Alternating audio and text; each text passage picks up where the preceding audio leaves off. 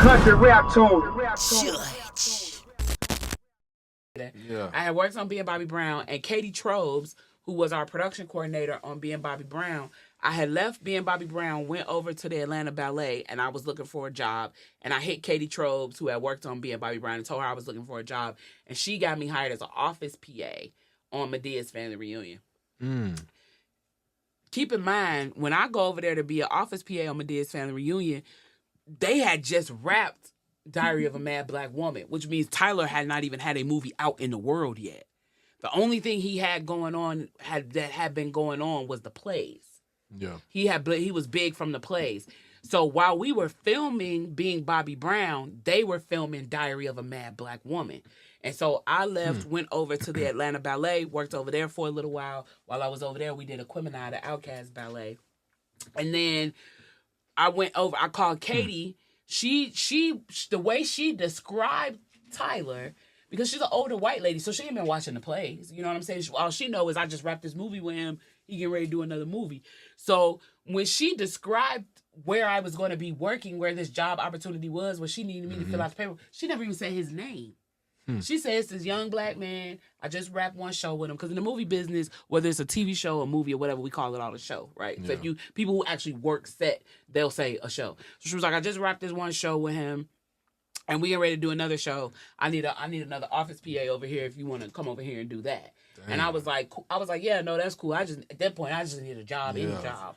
Right. So I was just like, yeah, I'll come over there and do that. She was like, yeah, he's got like this little facility, but we're looking for a sound stage to shoot the movie on. But right now he's got like this little distribution facility that he has, and we're working out of there until the sound stage gets secured.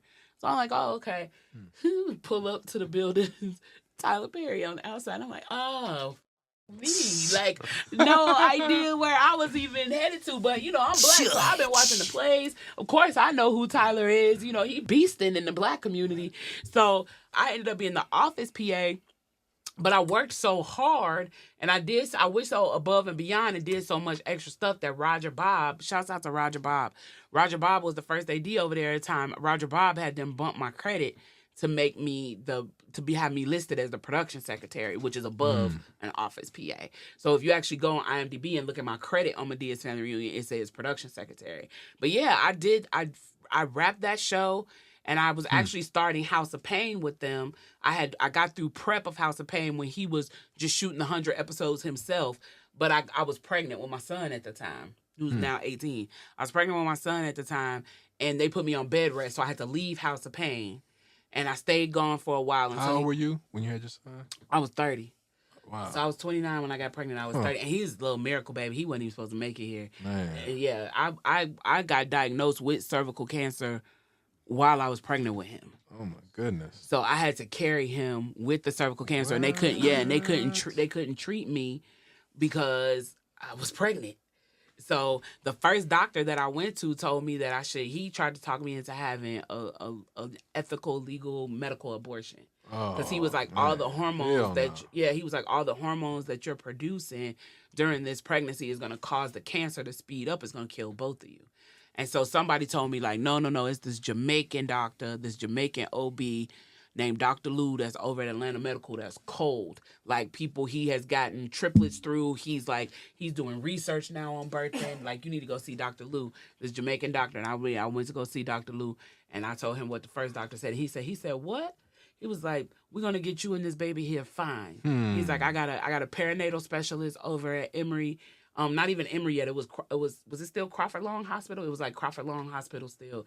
He was like, and he was at Atlanta Medical, and he was like, I got a perinatal specialist. One of my brothers that went to medical school with me in Morehouse. He was like, between the two of us, we're gonna get you through, and we're gonna get this baby here. Sure enough, they did it. My son turned 18 on Monday. So yeah, but it's like that. So I left TPS because of all of that. And then when my son was about 2, I came back and I can do bad all by myself. But, 12-hour workday over there. Man. And when I would leave in the morning, my baby would be asleep. And I'd get home at night and my baby would be asleep. Working like a Hebrew. Right, man. exactly. And so I was like, when I told myself when I rap. Were you in school too at the time? Or? Yeah, I was in school at the time at Art Institute. I was going to school at the Art Institute, trying to finish up my degree. And then working at TPS, I was doing most of my classes on weekends and at night. I mean, not at night, weekends and online, and going to school. And it was just too much. And my baby called my mama one day, and that broke my heart in a million trillion pieces. And I was like, when I wrap this show, I need to take a break until he's older. And that's how I end up leaving TPS. Country rap tune.